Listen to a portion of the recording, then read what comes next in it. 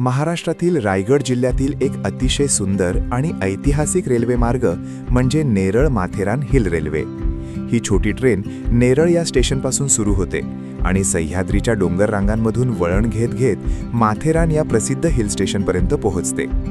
ही railway line सुमारे 20 kilometre लांबीची आहे।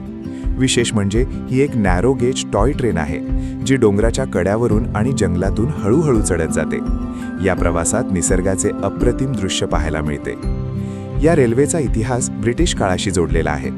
माथेरान हे थंड हवामानामुळे ब्रिटिश अधिकाऱ्यांसाठी एक लोकप्रिय ठिकाण होते, पण त्या काळात माथेरानपर्यंत पोहोचणे खूप कठीण होते। त्यामुळे एक खास रेल्वे मार्ग तयार करण्याची कल्पना मांडण्यात आली। ही कल्पना प्रत्यक्षात आणण्याचे मोठे काम अब्दुल हुसेन आदमजी पीर भोई यांनी केले। त्यांनी स्वतःच्या खर्चातून हा रेल्वे प्रकल्प उभारण्याचा निर्णय घेतला। अनेक वर्षांच्या मेहनतीनंतर ही रेल्वे लाईन 1907 साली सुरू झाली।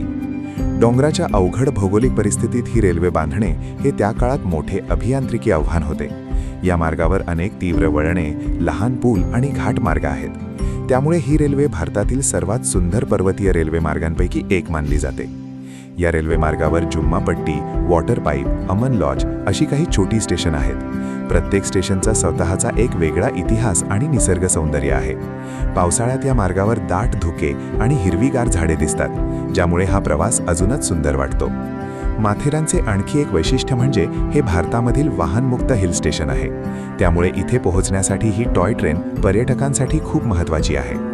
आजही हजारो पर्यटक ही छोटी ट्रेन अनुभवण्यासाठी खास येतात।